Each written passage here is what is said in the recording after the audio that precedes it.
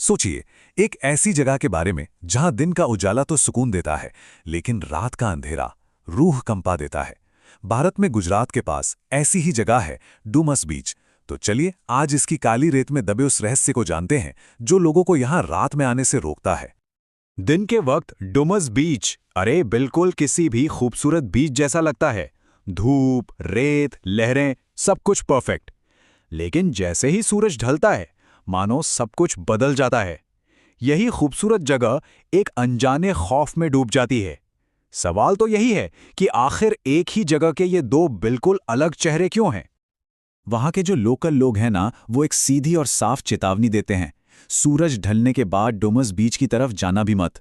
और ये सिर्फ कोई सुनी सुनाई बात नहीं है, इसके पीछे सालों के अजीब अनुभव और ना जाने कितनी कहानियां छिपी हैं। और यही बातें इस जगह को और भी ज्यादा रहस्यमयी बना देती हैं। तो अब सवाल आता है, डुमस एक रहस्यमयी तट, आखिर ऐसा क्या है इस किनारे पर जो इसे इतना मिस्टीरियस बनाता है? चलिए इसी की तह तक चलते हैं। और इस रहस्य की शुरुआत होती है वहां की रेत से। जी हां, रेत का काला सच। क्योंकि इस काले रेत के पीछे एक बहुत गहरा और शायद डरावना राज छिपा हुआ है। देखिए, सबसे पहला सवाल जो किसी के भी दिमाग में आएगा वो यही है कि भाई बीच की रेत तो आमतौर पर सुनहरी होती है ना? तो फिर यहां की रेत काली क्यों है? और यकीन मानिए, इस सवाल का जवाब ही इस जगह के डरावने होने की जड़ है। क्योंकि ये जगह हमेशा से एक बेच नहीं थी। कहा जाता है कि सदियों पहले ये तट एक शमशान घाट हुआ करता था। यहां अनगिनत शवों का अंतिम संस्कार किया गया, उन्हें जलाया गया, और लोगों का मानना है कि उन्हीं लाशों की राख रेत में मिलकर हमेशा के लिए उसे काला कर गई। अब कहानियों से हटकर एक असल घटना की बात करते हैं। बात है साल 2011 की, वो रात। एक ऐसी रात और एक ऐसी घटना जिसने इस जगह से जुड़े डर को और भी पक्का कर दिया। ये कहानी है 4 दोस्तों की, रोहित, विशाल, अमन और नीरज।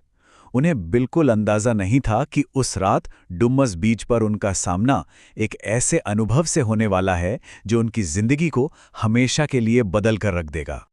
घड़ी में रात के 12:30 बज रहे थे जब वो चारों दोस्त डुमस बीच पर पहुंचे। सोचिए, आधी रात को उस जगह पर जाना, ये अपने आप में कितनी बड़ी हिम्मत की बात थी। तो जैसे ही वो उस अंधेरी रेत पर आगे बढ़े, उन्हें अपने ठीक पीछे किसी के चलने की कदम की आहट सुनाई दी। लेकिन जैसे ही उन्होंने पलट कर देखा, वहां कोई भी नहीं था। दूर दूर तक सिर्फ खामोश अंधेरा। वो थोड़ा और आगे बढ़े ही थे कि कुछ देर बाद उन्हें एक अजीब सा आदमी दिखा, सफेद कपड़ों में।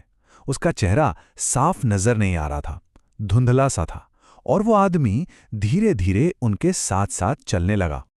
अब पहली नजर में तो वो बस एक आम सा इंसान ही लग रहा था, लेकिन फिर विशाल की नजर एक ऐसी चीज पर पड़ी जिसने उनके होश उड़ा दिए।